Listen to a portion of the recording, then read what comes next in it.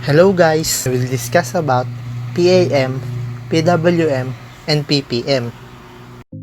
But first, let's define what is modulation. Modulation is a process of changing the characteristic of a carrier signal like amplitude, frequency, and width. It is a process of adding information to the carrier signal. Modulation is normally applied to electromagnetic signals like radio laser and optical signals.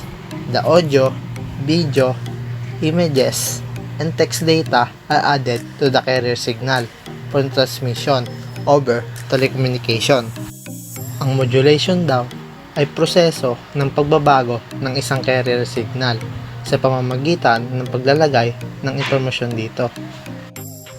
Ito ay kadalasang ginagamit upang maipadala ang mensahe sa receiver. Next is yung modulating signal. This signal is also termed as a message signal. It holds the data that has to be transmitted, and so this termed as a message signal. It is considered as the baseband signal where it has undergo a modulation process to get broadcast or communicated. Ang modulating signal naman ay ang signal na naglalaman ng mga impormasyon o mensahe. Ito rin ang signal na mag-a-undergo sa modulation process upang mailagay sa carrier signal at maipadala sa receiver. Ito rin ay isang signal na may mababang frequency. Carrier signal. This is the high range of frequency signal which is with specific amplitude, frequency, and phase levels, but it does not hold any data, so it is termed as a carrier signal, as it is as an empty one. This is simply utilized to transmit the message to the receiver section after the process of modulation. Ang carrier signal naman ay signal na walang laman, walang impormasyon o walang mensahe. Ito ay isang signal na may mataas na frequency, sapat para malagyan ng impormasyon at maipadala ang mensahe sa receiver. Pulse modulation. Pulse modulation is a technique in which the signal is transmitted with information by pulses. This is divided into analog pulse modulation and digital pulse modulation. But our topic is classified as analog pulse modulation, the PAM, PWM, and PPM. PAM, or pulse amplitude modulation, is a technique in which the amplitude of each pulse is controlled by the instantaneous amplitude of the modulation signal. It is a modulation system in which the signal is sampled at regular intervals, and each sample is made proportional to the amplitude of the signal at the instant of sampling. This technique transmits the data by encoding in the amplitude of a series of signal pulses. Ang PAM daw ay isang uri ng modulation. Ito ay isang sistema ng pagbago ng kung saan ang signal ay naisample sa regular na agwat at ang bawat sample ay ginagawang proportional sa amplitude ng signal. Ang pamamaraang ito ay nagpapadala ng data sa pamamagitan ng pag-encode sa amplitude ng isang serye ng mga signal na pulses. Tulad ng nakikita natin sa figure na ang amplitude ng mga pulse or pulso ay magkakaiba na patungkol sa amplitude ng analog modulating signal, tulad ng kaso ng amplitude modulation.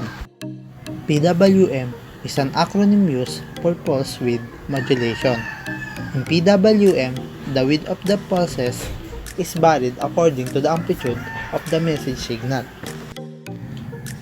Tulad ng nakikita natin, hindi tulad ng PAM, sa prosesong ito, ang amplitude ng signal ay pare-pareho at ang lapad lamang ang magkakaiba. Ang lapad ng signal ay nakabase sa frequency. Kapag mataas ang frequency ng pulse, mas malapad ang makikita nating signal. Kapag nang mababa ang frequency ng pulse, di gaanong kalapad ang makikita nating signal. Pulse position modulation or PPM is a technique in which the position of the pulses is changed in accordance with the amplitude of the modulating signal. Here, the pulse amplitude and the pulse width are the two constants that does not show variation with the amplitude of the modulating signal, but only the position shows variation. It is to be noted here that the position of the pulse changes according to the reference pulses, and these reference pulses are nothing but PWM pulses. Basically, the falling edges of PWM pulses acts as the starting of the PPM pulses.